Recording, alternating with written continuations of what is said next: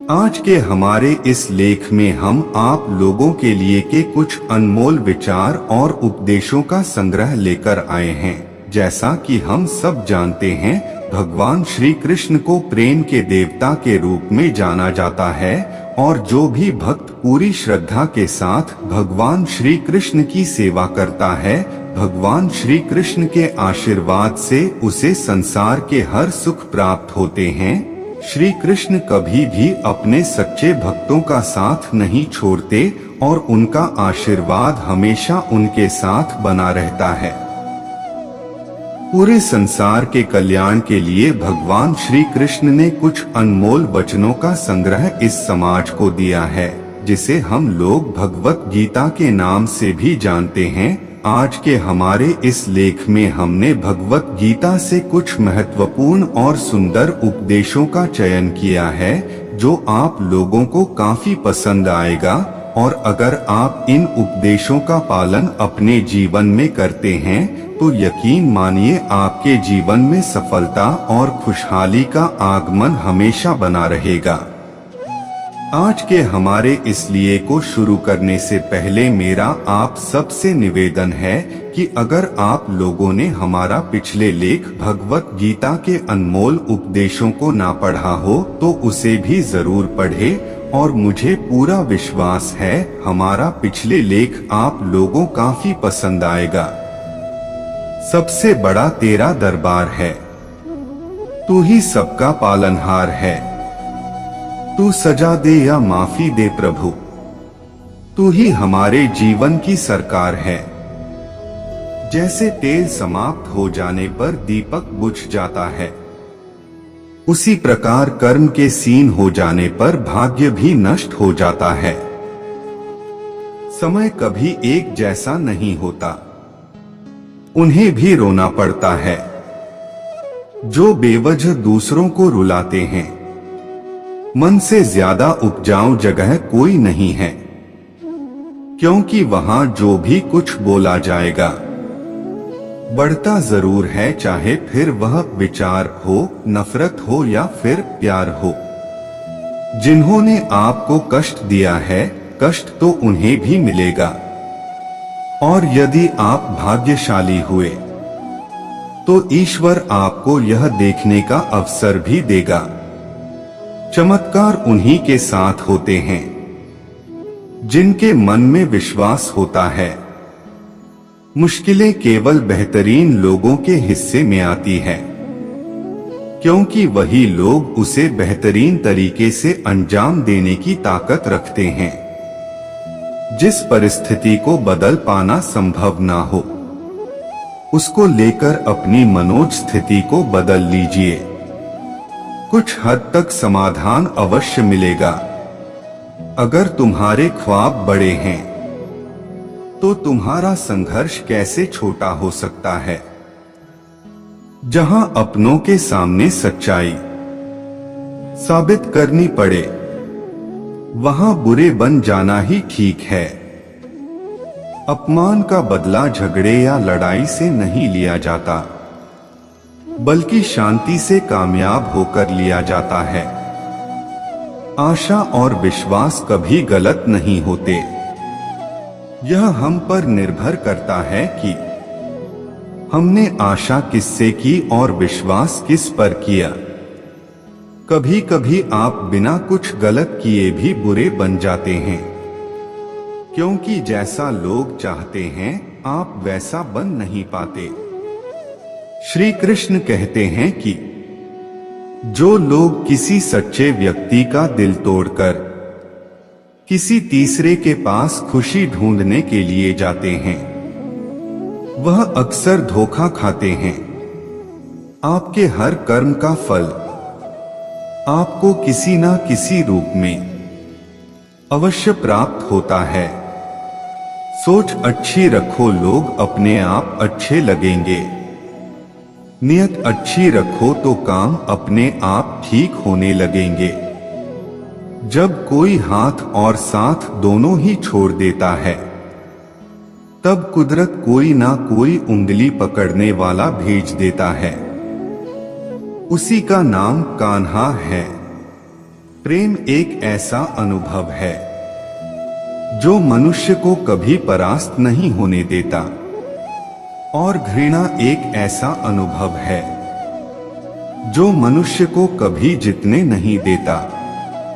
प्यार या प्रेम एक ऐसा एहसास है जो किसी भी इंसान को कभी भी असफल नहीं होने देता, और अहंकार या घृणा वह एहसास है जो किसी भी इंसान को कभी भी सफल नहीं होने देता। जीवन ना तो भविष्य में है और ना ही अतीत में।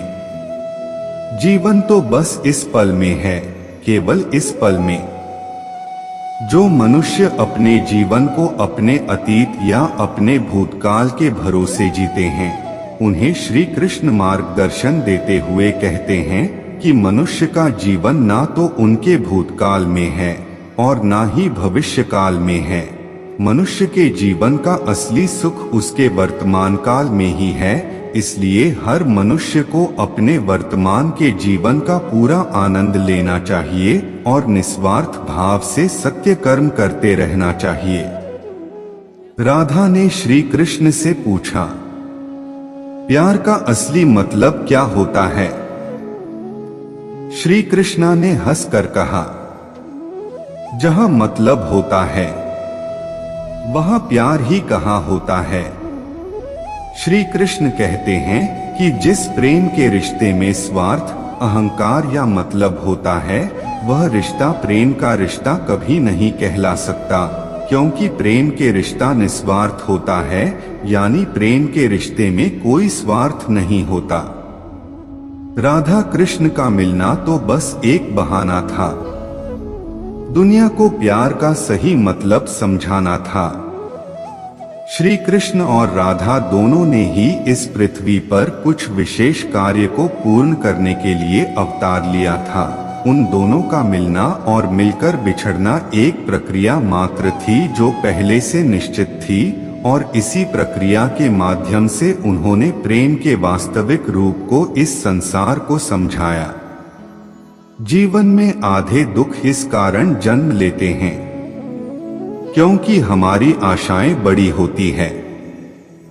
इन आशाओं का त्याग करके देखो, जीवन में सुख ही सुख है। मनुष्य के जीवन के दुखों का मुख्य कारण उसके खुद की आशाएं और इच्छाएं होती है। मनुष्य की इच्छाएं काफी प्रबल होती हैं, और जब मनुष्य की इच्छा के अनुरूप कार्य नहीं होता तो उसका मन दुखी होता है। अगर मनुष्य अपनी इच्छाओं का त्याग करे तो उसके प्रेम और आस्था दोनों पर किसी का जोर नहीं।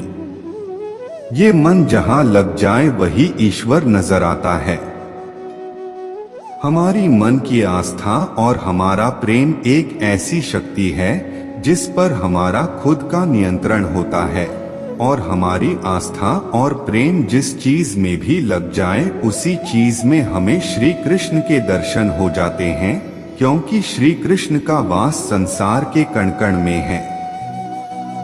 अहंकार करने पर इंसान की प्रतिष्ठा, वंश, वैभव तीनों ही समाप्त हो जाते हैं। जिस मनुष्य के मन में अहंकार का वास होता है, उस मनुष्य के जीवन से उसकी प्रतिष्ठा, उसका वंश और उसका वैभव तीनों समाप्त होते चले जाते हैं।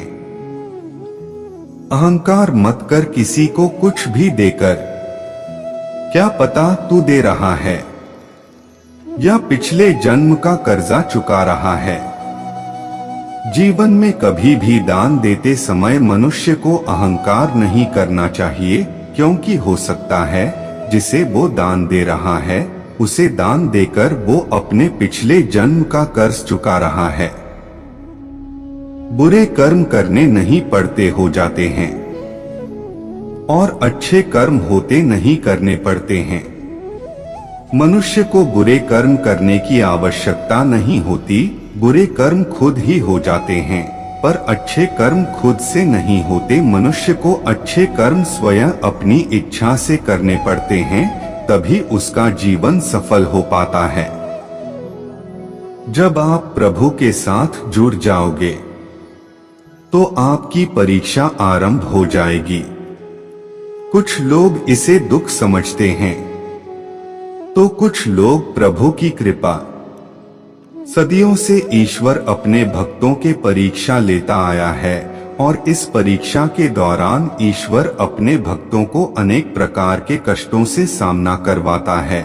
सामान्य मनुष्य इन कष्ट और दुखों को भगवान की पीड़ा समझकर भगवान से मुंह मोड़ लेता है, तो दूसरी तरफ सच्चे भक्त प्रभु का आशीर्वाद समझकर इन कष्टों का सामना करते हैं। जीवन में समय चाहे जैसा भी हो, परिवार के साथ रहो। सुख हो तो बढ़ जाता है और दुख हो तो बट जाता है। मनुष्य के जीवन की परिस्थिति चाहे जैसी भी हो, उसे हर परिस्थिति में अपने परिवार के साथ रहना चाहिए। अगर उसके जीवन में सुख हो तो परिवार के साथ सुख और भी बढ़ जाएगा, और उसके जीवन में अगर दुख हो तो उसके परिवार के सहारे से वो दुख कम हो जाएगा। स्वार्थ से रिश्ते बनाने की कितनी भी कोशिश करें, वो कभी नहीं बनते हैं, और प्रेम से बने रिश्तों को कितना भी तोड़ने की कोशिश करें, वो कभी नहीं टूटते। श्री कृष्ण कहते हैं कि जिस रिश्ते की शुरुआत स्वार्थ से हो वह रिश्ता कभी सफल नहीं हो पाता, और जिस रिश्ते की शुरुआत प्रेम से हो उस रिश्ते को दुनिया की कोई भी ताकत नहीं तोड़ सकती। फल की अभिलाषा छोड़कर कर्म करने वाला पुरुष ही अपने जीवन को सफल बनाता है। जिस मनुष्य का अटूट विश्वास अपने कर्मों पर होता है और जो मनुष्य अपने कर्मों पर सदा अडिग रहता है, वही मनुष्य जीवन में सफल हो पाता है। और जो मनुष्य सिर्फ फल की चिंता करता है और कर्म नहीं करता, उसे जीवन में सिर्फ असफलता ही प्राप्त होती है। अगर व्यक्ति शिक्षा से पहले संस्कार, व्यापार से पहले व्यवहार और भगवान से पहले माता पिता को पहचान ले तो जिंदगी में कभी कोई कठिनाई नहीं आएगी। अगर मनुष्य शिक्षा प्राप्त करने से पहले अच्छे संस्कार प्राप्त करें, व्यापार करने से पहले अच्छा व्यवहार सीखे और ईश्वर को पहचानने से पहले अपने माता पिता को पहचान ले, तो उस मनुष्य के जीवन में कभी भी कोई कठिनाइयां नहीं आती है। वह जो सभी इच्छाएं त्याग देता है, मैं और मेरा की लालसा तथा भावना से मुक्त हो जाता है, उसे शांति प्राप्त होती है। जिस मनुष्य के मन से मैं या मेरा या अहंकार का भाव समाप्त हो जाता है और जिसके मन में सांसारिक मोह माया की लालसा समाप्त हो जाती है, वही मनुष्य अंत में परम परमात्मा की शरण को प्राप्त करता है। हर कीमती चीज को उठाने के लिए झुकना ही पड़ता है। माँ और पिता का आशीर्वाद भी इनमें से एक है। श्री कृष्ण कहते हैं, जैसे हर कीमती वस्तु को उठाने के लिए मनुष्य को झुकना पड़ता है, ठीक उसी प्रकार माता पिता के आशीर्वाद को प्राप्त करने के लिए भी मनुष्य को झुकना ही पड़ता है, क्योंकि माता पिता का आशीर्वाद इस संसार में सबसे ज्यादा कीमती होता है। खाली हाथ आए, खाली हाथ वापस चले जाओगे। आज तुम्हारा है, कल किसी और का था, परसों किसी और का होगा। तुम जिसे अपना समझकर मगन हो रहे हो, बस यही प्रसन्नता तुम्हारे दुखों का कारण है। मनुष्य की मन की इच्छा और सांसारिक सुख की मोह माया ही उसके दुखों का असली कारण होती है। मनुष्य इस बात को नहीं समझता कि वह इस संसार में खाली हाथ आया था और उसे इस संसार से खाली हाथ ही जाना है। इसीलिए जिस वस्तु को वह हमेशा अपना समझकर खुश होता है, वही उसके दुखों का असली कारण होता है, क्योंकि जो आज उसका है वह कल किसी और का हो जाएगा। प्यार और तकदीर कभी साथ नहीं चलते, क्योंकि जो तकदीर में होते हैं उनसे कभी प्यार नहीं होता, और जिससे हमें प्यार हो जाता है वह तकदीर में नहीं होता। प्रेम और किस्मत कभी साथ नहीं चल सकते, क्योंकि हमारे किस्मत में जो होता है उससे हमें प्रेम नहीं होता, और हम जिससे प्रेम करते हैं वो हमारी किस्मत में नहीं होता। यही प्रभु की माया है। क्रोध की अवस्था में भ्रम जन्म लेता है। भ्रम बुद्धि को नष्ट कर देती है।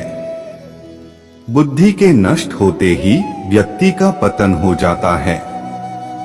मनुष्य का क्रोध ही इस संसार में उसका सबसे बड़ा शत्रु होता है, क्योंकि जब भी मनुष्य क्रोध की अवस्था में होता है तब उसके मन में भ्रम का जन्म होता है, और हमारा भ्रम हमारी बुद्धि का नाश कर देता है, और हमारे बुद्धि का नाश होते ही हमारा भी नाश होना निश्चित होता है। मनुष्य का जीवन केवल उसके कर्मों पर चलता है। जैसा कर्म होता है वैसा उसका जीवन होता है। हमारा जीवन केवल हमारे कर्मों के बल पर ही चलता है। जैसे हमारे कर्म होंगे हमारा जीवन भी वैसा ही बनता जाता है। तुम उसके लिए शोक करते हो जो शोक करने के योग्य नहीं है। बुद्धिमान व्यक्ति ना जीवित और ना ही मृत व्यक्ति के लिए शोक करते हैं।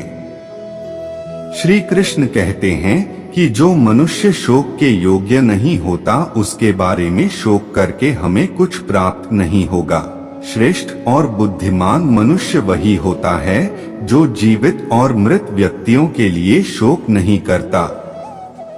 जिसके मन के अंदर शांति होती है उस मनुष्य से ज्यादा धनवान और सुखी व्यक्ति इस संसार में कोई नहीं होता। जब आपके जीवन के चारों ओर हताशा और निराशा हो, जब दुखों ने आपको हर जगह से घेर रखा हो, तब आप सच्चे मन से कृष्ण जी के नाम का दीपक जलाना और अपना सब हाल श्री कृष्ण को सुना देना। श्री कृष्ण स्वयं आपके सब दुख हरने आएंगे।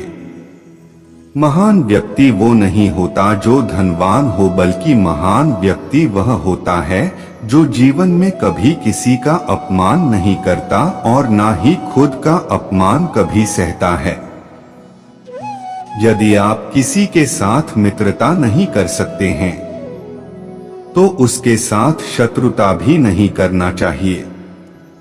अगर आप किसी के साथ मित्रता करके जीवन भर उसका साथ नहीं दे सकते तो आपको कोई हक नहीं कि आप उसके साथ शत्रुता करके उसे पीड़ा दे।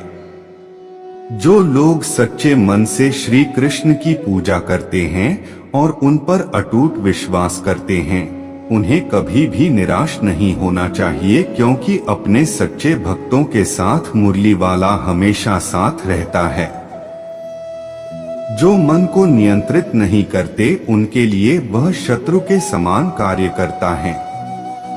जिस मनुष्य का मन उसके नियंत्रण में नहीं होता ऐसे मनुष्य का मन उसके शत्रु के समान काम करता है और हमेशा उसके दुखों का कारण बनता है। चुप रहने से बड़ा कोई जवाब नहीं और माफ कर देने से बड़ी कोई सजा नहीं। श्री कृष्ण जी कहते हैं, जिस व्यक्ति को आपकी कदर नहीं उसके साथ खड़े रहने से अच्छा है आप अकेले रहे।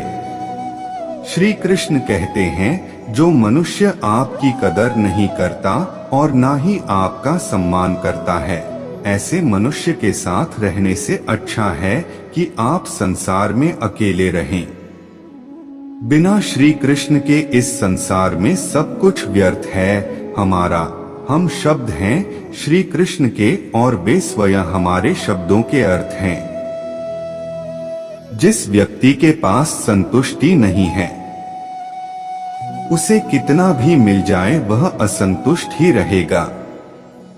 जो मनुष्य अपने जीवन में धन दौलत ऐश्वर्य और प्रसिद्धि को हासिल करता है परंतु संतुष्टि को हासिल नहीं कर पाता, ऐसा मनुष्य जीवन भर दुखी रहता है और जो मनुष्य थोड़े से संसाधन में भी संतुष्ट हो जाता है वो मनुष्य जीवन भर सुखी रहता है। जो मनुष्य अपने जीवन में गीता का सच्चे मन से अध्ययन करता है वो मनुष्य संसार के मोहमाया और हर बंधनों से मुक्त होकर आध्यात्मिक आनंद का आशीर्वाद पाता है। अंतकाल में जो मनुष्य मेरा स्मरण करते हुए देह त्याग करता है वह मेरी शरण में आता है। इसलिए मनुष्य को चाहिए कि अंतकाल में मेरा चिंतन करें। जो भी मनुष्य अपने जीवन के अंतिम समय में मेरा संस्मरण करते हुए अपने देह का त्याग करेगा वो मनुष्य मेरी शरण में आता है और जीवन के मोह माया से मुक्ति प्राप्त करके मोक्ष की प्राप्ति करता है। मनुष्य अपने सच्चे हृदय से जो दान दे सकता है वह अपने हाथों से नहीं दे सकता, और मौन रहकर हम जो कह सकते हैं वह हम अपने शब्दों से नहीं कह सकते। इस संसार में मनुष्य किसी भी रूप में बड़ा नहीं होता, बल्कि मनुष्य के पीछे जो ताकत खड़ी होती है वो ज्यादा बड़ी होती है। जिंदगी में सदैव अवसरों का आनंद लेना चाहिए, लेकिन किसी के भरोसे को तोड़कर नहीं। इस संसार में भरोसा और विश्वास ही ऐसी चीज है जिन्हें प्राप्त करने में मनुष्य को वर्षों का समय लगता है और फिर भी कई मनुष्य को यह प्राप्त नहीं